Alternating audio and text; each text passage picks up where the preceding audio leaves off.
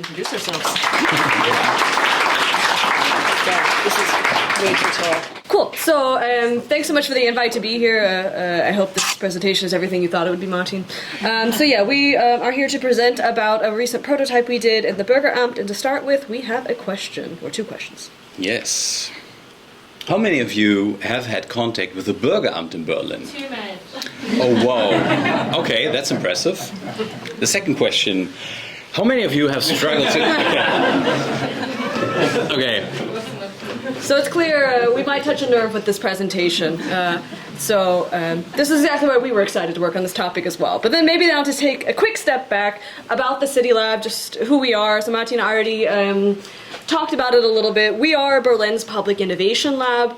We use open source technologies and open data to build prototypes for the city of Berlin. So we have a very specific focus on developing with and for the city government, with and for the city as a whole. All of the products and projects that we do are open source, so like this Bürgeramt prototype that we're going to show you, all the source code is available on GitHub, and that's true for all of the projects that we do. So if you look on our website and see something else that catches your eye, you can always find the source code for it later.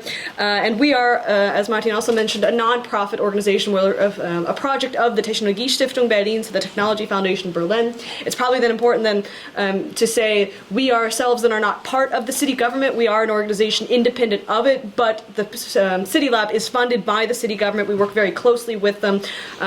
So this relationship sometimes has advantages and disadvantages because we're outside of the government. Similar, I think, then to the digital service, we have the benefit of being maybe a little more nimble, agile, free in some of the choices that we make in our projects. But then, of course, because we're not directly part of the city government, sometimes we do find it hard to navigate those structures and to get access to the people and systems that we need. But overall, it's a very exciting, dynamic workplace. We're about 30 people these days and a very mixed team. So we have, similar to the digital service as well, service designers on staff, front-end and back-end developers. We have people... Okay, sorry.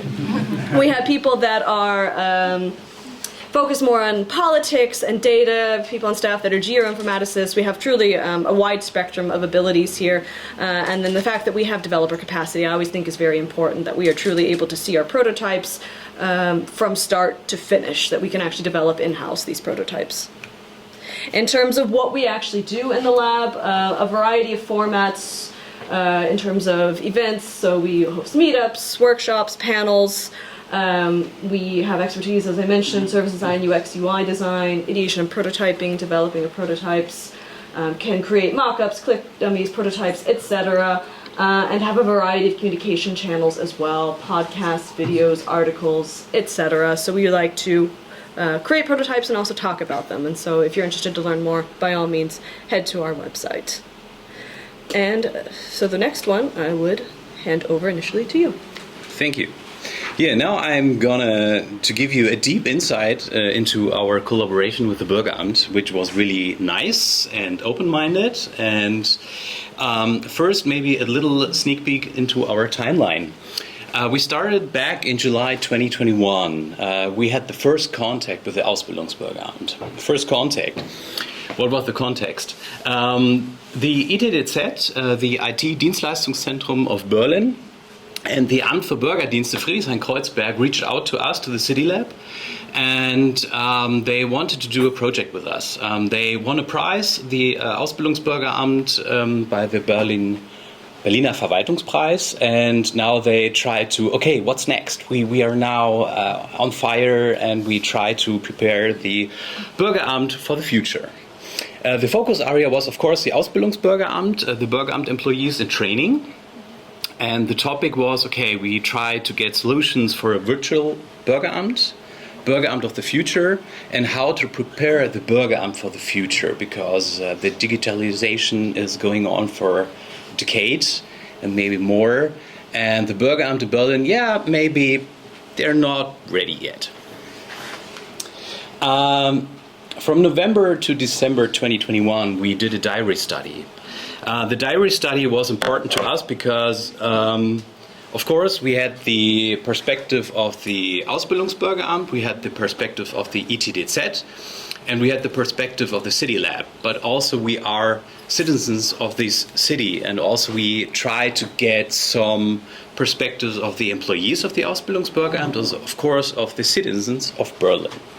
So we were thinking about, okay, how to get those perspectives of all the people. And the easiest way was to hand over a diary. Maybe somebody of you used a diary back ago in your youth, or maybe now. It's a really good instrument to get really personal and deep insights of persons. How they feel, how they struggle maybe, or even if they are lucky. And so we prepared those diaries with 8 questions, and we had a period of time about of 6 weeks. And they had to fill out 8 questions per day. Of course, they were not able to answer all these 8 questions every day, but we had a lot of answers. And this was the first step into getting a better understanding of the people of the Ausbildungsbürgeramt who are working over there. Then, from January 2022, we did a shadowing. Because we had a lot of insights out of the diary study, but we needed to get to the Bürgeramt, to the Ausbildungsbürgeramt, and maybe take a deep look into the proceedings over there, into their daily work, and we try to understand why they've written some things into the diaries. We try to get a deeper understanding. And so, yeah, we had the luck, we were lucky to join the people over there for a whole day. And we did those shadowing. We observed them in 2 parts. The first part was like really just only observe. We didn't interrupt, we just looked and written down, we took photos. And the second part was an observation with small interviews. We asked them, why did you done that? Why have you chosen this way and this path and not the other path? And also we had the luck to interview some of the citizens that were there. And we asked them, how lucky were you to get an appointment here? How do you feel? And of course, we tried to understand, because some of the services from the Bürgeramt are still available online for a couple of years. And in the top 5 of the Dienstleistungen, of the services of the Bürgeramt, is still one service which is called einfaches Führungszeugnis. It's like a background check, right? It's a background check, yeah, maybe. And this background check form, you can get it online. But a lot of persons are still going to the Bürgeramt and try to get it there. And we asked them, why did you do that? And the answer was really, it was not really new, but it was also eye-open, because some person said, okay, I tried it online, but I didn't get it to the end because I crashed at point 2 or point 3. Or some people said, I didn't understand the information. I didn't know what they wanted from me, or I missed my ID or some points. And some people said they love to see people and laughed or like the way to ask them questions, because they are feeling helpless. And this is the reason why many people are going still to the Bürgeramt. They want somebody who can answer questions. After those shadowing, we had a lot of more insights, and then we matched those insights from the shadowing with the diary study. And from March to October, we had an ideation session and a prototyping session. The ideation session was a co-creation workshop together with the ITDZ, the people of the Ausbildungsbürgeramt, and with us. And this is a sneak peek into all the insights we had, and we tried to figure out which insight was really important, or which focus we tried to get on. And during this ideation phase, 3 ideas came to the surface. It was like the people of the no-show rate. We find out that a lot of no-show rate was happening in the Bürgeramt. Like roughly 20% of the daily appointments were no-shows. So people were not going to the Bürgeramt.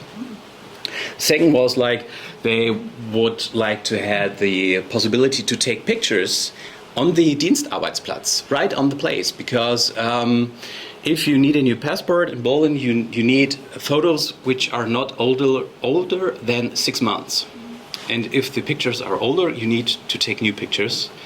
But the automat, the picture automat, the photo automat is downstairs, but it's broken mostly all the time.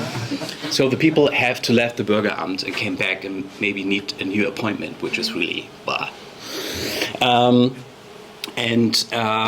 All through these ideas, we try to understand, okay, which idea is maybe the most important one. It was the no-show idea, because it was a really big pain point for the Bürgeramt, but also for the citizen of Berlin, that the no-show rate is so high. So we developed a prototype. This is still an actual view of the customer's view of the Bürgeramt. Maybe some people of you recognize I see it. lots of nodding. Yeah. People know this view. And so we started to develop a prototype. Yeah. And so, just to go back real quick, everybody seems to know the Bürgeramt, but just in case there's somebody here that's like not from Berlin or doesn't quite know, so you make an appointment and you get then this number, and so then when you show up day of your appointment, you don't tell anyone that you're there. You just go there and you sit, and then magically your number appears at some point on the screen and it tells you where to go, to what desk, and then you go there. And if you've done this a few times, you get used to it. It doesn't feel maybe odd anymore, you just accept it. But think about then like the first time that you went to a Bürgeramt, you're like, don't I need to tell someone I'm here? Like, how is this gonna work? If maybe you end up getting called a bit later than your appointment was booked for, then you start to think like, oh shit, am I in the wrong room? Like, is everything going to work out? So this is kind of like a stressful situation. And so that was also then why we latched on to this idea of preventing no-shows and also giving people a sense of security sitting in the waiting room, that they've done the right thing and that people know they're there. So then we created a relatively simple prototype, a working prototype for a check-in system at the Bürgeramt. So the idea is you go there with your number, and there's a person at a desk waiting to greet you, and you say, hi, this is my number, I'm here for this service. Somebody puts that in the system, selects the service when the appointment was booked for, and they can maybe also write a note, say something like, this person has a stroller, so they might be slower to get to the desk when they're called, or needs to take passport photos really quick, so they're going to be right back.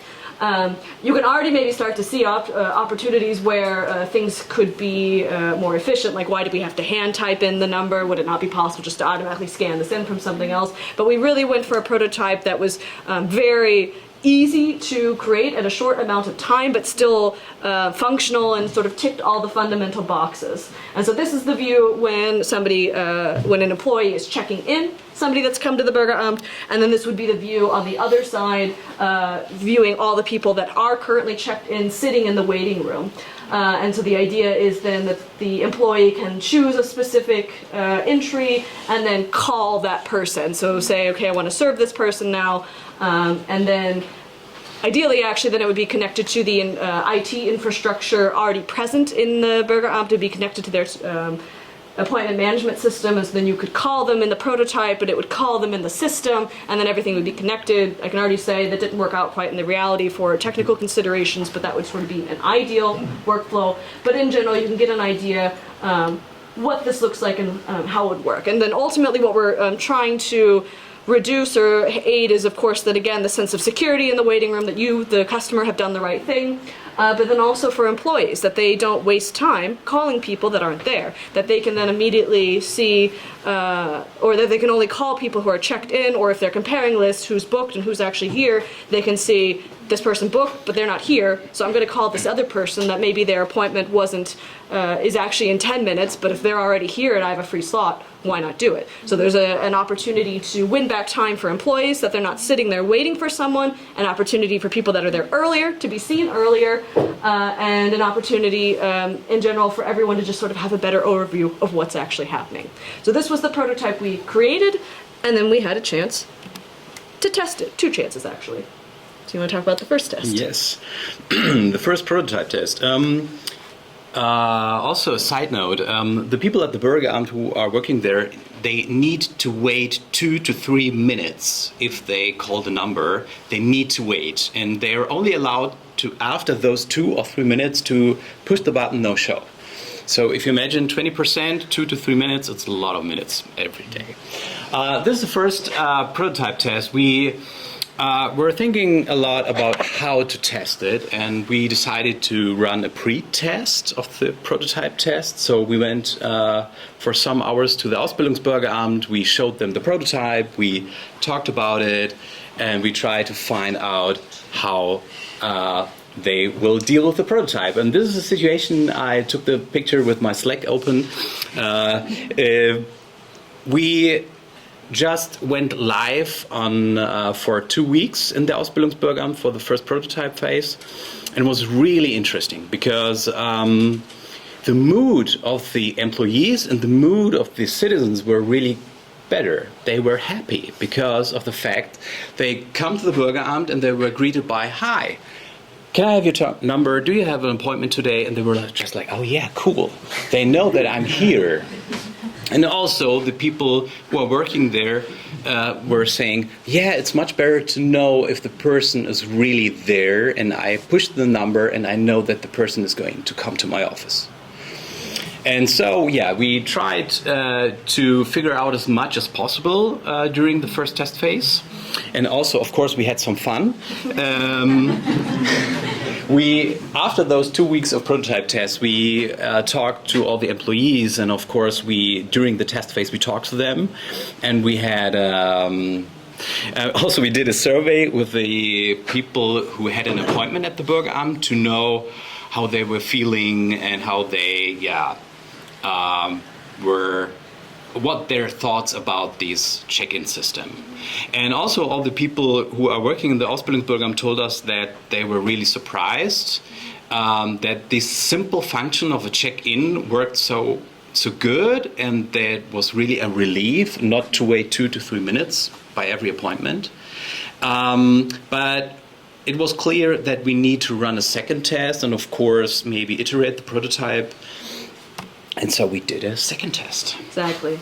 So the second prototype test we did was in February of this year, so just a couple months ago, and it was a pretty different setting. So the Ausbildungsbürgeramt, this Bürgeramt for employees in training, it was kind of a soft landing for the prototype. They don't have a ton of appointments every day. I think you said like a max of maybe 100 in a normal day.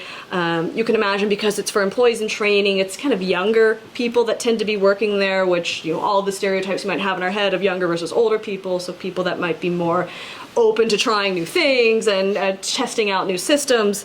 And so for the second prototype test, we really kind of jumped into the deep water, so to say. And so we did it at the Bürgeramt in the Yorkstrasse, so around the U-Bahn station Mehringdamm, if you know that area. And so that is a much bigger fish. So I think they have up to like 500 appointments in a single day. They just then offer a lot more. They also had more like drop-in services. There were options for people to also go there to drop off paperwork and things like that. So just a lot more traffic in a given day. Much larger in terms of employees. If they were at full capacity, I think they had 16, 17 working stations, so up to like 17 individual employees working to process people. So you can start to imagine from the perspective of a prototype test, it's just a lot to manage. There's a lot more employees to oversee and to be coaching and asked, is this okay for you? Do you need help? Then also like a wider spectrum in terms of ages and maybe comfort with trying new technology. But we wanted to try it, so we did it. So this was a picture of what we had kind of set up before the desk was there, doing the best we could with the surroundings we had. One challenge that we had here, and this is a really great example of a lot of problems you just can't quite foresee until, like, when you are working in a physical location, you have to go there and you have to see how things work. And so when we were going there a few days before we wanted to start the test, and we looked at the waiting room, we're like, this place is huge. In the Ausbildungsbürgeramt, it was a very contained single waiting room. It wasn't really possible for people to sneak past you. But in this area, you can't quite see it in the picture, but there are actually two different ways to approach this waiting room, at least 2. I think technically there would have also been more if people were coming through less official channels, but there was like a stairway in the back, and then also people could come from the other side, from the elevators, and so it was a question, where do we position the desk so that people know they need to check in, because then the system doesn't work if people are only called if they're checked in, but they don't see that there's a check-in desk, and they think that it's going to work the same way it's always worked. So that was something that we tried lots of different things, and we experienced during the phase of testing that our signage was not adequate, and so then we had to keep trying out new kinds of signage in different places. We ended up hanging a sign off of the monitor where numbers are called, because we were like, okay, this is the one place everyone's going to look. Because we underestimated the number of people that come up the stairs, look at their phone, get their number, say, yep, that's my number, and they sit. And they didn't look at any signage around. And so we were like, okay, what's the one place that we know these people are going to look, and it's the monitor. And still there were people that didn't see it. So that was a constant challenge we had in this test, of the people that were manning the check-in desk actually had to actively go around or keep an eye and see, that person sat down, but they didn't come check in, and then they had to go to them and say, hey, can you come with me? Can you do the check-in? So that's already a case where we dealt with new challenges. But we did the test over the course of 5 days, non-consecutive. It was the desire of the leadership there at the Bürgeramt that we only do it on Mondays, Wednesdays, and Fridays, because Tuesdays and Thursdays were just more stressful days. They had longer hours, and wanted to test it in a real environment, but not challenge the employees so much that they would just mutiny and say, we don't want to do this anymore. So that was our compromise, and so we did it over 5 testing days, and in these days we had around 1,200 check-ins. And the nice part about then the second test phase is that we could dive a little more into the data and actually see, what do we learn from this new check-in system? What new data are we gathering thanks to a system like this that maybe the Bürgeramt didn't previously have, and so that it's not just the benefit of higher satisfaction for people sitting in the waiting room and more efficiency for the employees.Maybe we can also gather more insights about how the Bürgeramt works. So we could get insights like this was showing how many minutes earlier than people book their appointment that people tended to come based on the hour of the appointment. So it's not super shocking. So like for the earliest appointments, people tend to come the closest to when their appointment is booked, which is logical. If your appointment's at 8 a.m., you're not going to show up at the Bürgeramt at 7 a.m. But if your appointment is at 2 p.m. and maybe you just take a longer lunch break, and you can come earlier. But you can start to imagine how insights like this might potentially be useful if you want to understand customer and just people flows through the Bürgeramt, and how early to anticipate that people are likely to come based on when they're booked. Those are insights that you can gather. Is this also with being late? So, Is this also being late or just early? no, so this was just how much earlier did people come. So the lateness would be factored in the sense that would have been like a negative value, or that would have changed the value of the average. And then this was a view. I realize all this is a little hard to understand, so just at first glance. But in this case, this was looking at actually how many people were able to be served earlier than their booked appointment, and how many minutes earlier. So the way you would read this is, 310 people were served between right when they booked and 10 minutes after the time they booked, so within like a 10-minute span. And everything to the left were people that, through the check-in system, could actually be seen earlier than their booked appointment. So like 172 people able to be seen between right when they booked and 10 minutes earlier, 60 people up to 20 minutes earlier, etc. And that was an interesting insight for us, then really just to see how much time theoretically are we winning back with this system. I would caution you, this data wasn't perfect. This is maybe where we can get into some of the limitations of this prototype. I kind of hinted at this before. The employees, when testing this, had to run 2 systems in parallel, because we weren't able to connect our prototype to the existing appointment management software in the Bürgeramt. The reasons for that are sort of political and complicated, just boiled down to we couldn't manage to get the approval for that in time to do our test, and we didn't want to wait potentially another 6 months or year longer to test this prototype just to get the access to the system. So we said, it's a compromise, it's not ideal, but we can still do this test and get insights as to whether or not the idea has merit, even if this specific execution is not how you would want to do it in the day-to-day normal way that the Bürgeramt works. But so the employees definitely did find that to be a burden to run these two systems in parallel, and the data then isn't perfect because not every person ended up getting into the check-in system. Not every person in the check-in system was properly called in the check-in system because they actually then had to call people in both the real system and the prototype. But the prototype, since it wasn't connected to the appointment management system, it didn't technically matter if they wouldn't call someone, because all that really matters is that they called them in the real software that was connected to the monitors. And so there's just a certain amount of human error that got factored in there. And so that's all that to say, the data we have is not perfect, but I think it gives a good approximation of what insights we can gather from a system like this and what merit the idea has. So then to kind of bring it around, we're almost finished. What we learned from this experience, key for success here was honestly the people that we were partnering with in the Office for Citizen Services, für Bürgerdienste in Friedrichshain-Kreuzberg.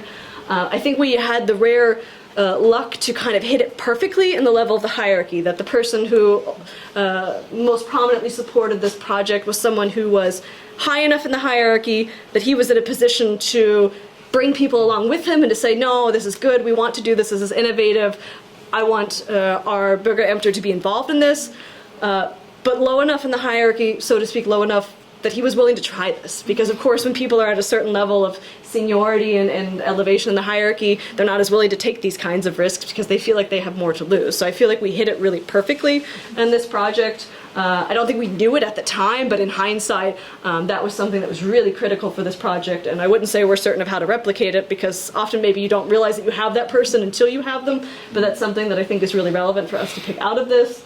I mentioned then the problem with the lack of integration into the existing IT system was definitely a hurdle. It also meant that some of the feedback we got from the employees, especially in the larger Bürgeramt and then like the real Bürgeramt in the Yorkstrasse, was negative just because I think people had a hard time separating the inconvenience of the system as it is in this parallel process from the idea. Like in the feedback we were getting, they'd be like, well, but it's so annoying to run two systems. It was really annoying to run two systems. It was really hard to do two systems. And then we would try to suss out, but like the idea or the actual prototype, how was that experience? And then we would get more positive feedback. But I think in people's minds, it was just really hard to separate the inconvenience of two systems from the overall idea itself.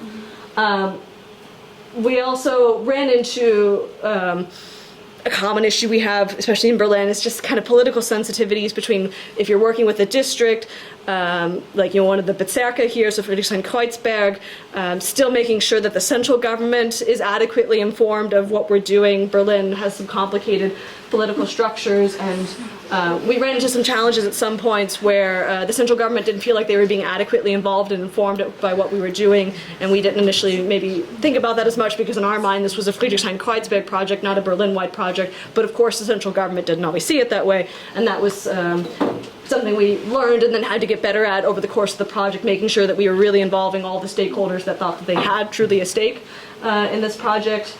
And the last one I wrote there, generating pressure through social media campaigns, is a double-edged sword. And what I kind of mean by that is we were a little bit deliberate with this, that we tried to be as public as we reasonably could with this testing, because we thought it was important, of course, one, to just talk about the work that we're doing, but also to kind of build some pressure that this idea has merit and that it's worth innovating in our Bürgeramt, that there's a lot of opportunity for improving the way things work there. And so we were very public on social media with what we were doing and getting a lot of interested feedback from people. But on the other hand, that led to, I think, some negative pushback in government where people felt like they were being put under too much pressure to deliver something that they couldn't possibly deliver. Like, it's just not feasible, or at least in the eyes of the city government employees, to say, okay, then we're going to do a check-in system everywhere in Berlin. They would argue, look, this is great that you guys did this, but there's a million other steps that have to happen before we can roll this out Berlin-wide, and we still need to talk to this person, and this has to be checked first, and basically being a little frustrated that we've amped up the pressure on them before they were ready to act. And so that's kind of always a balance we need to navigate, because at the end of the day, we're not agitators in the scene. Like, we want to work with the city government, we want their cooperation and then their excitement to work with us. And so we do also then sometimes have to be careful how much pressure we put them under, and be conscious of going very public with campaigns like this can lead to some pushback and some hesitancy from the city government to be involved in projects like this in the future. So that's something we're still actively trying to navigate and better understand what room for maneuvering we do have. Now you are curious how the next steps are going to be. We need to check back when Berlin has a new government. So until now, the project is on hold, of course. We are a prototyping lab, so our job is done. So we created a prototype, we tested it, and we had some deep insights. And of course, our job is done. But of course, we are interested in going on with this check-in.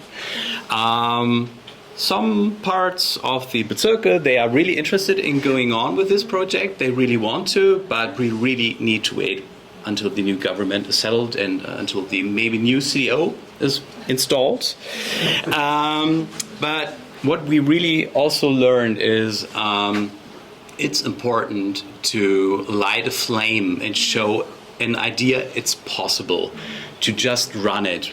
As Tori told you, we chose plan B because we didn't get this approval from some parts of the political system, but we just did it. We choose the path which is more complicated, but we tried it and we learned a lot. Also, the people at the Ausbildungsbürgeramt and of the Bürgerdienste Friedrichshain-Kreuzberg, because they realized it's important to test an idea, to get insights and just move on. But yeah, we will see what the next steps will be. Let's see. Thank you.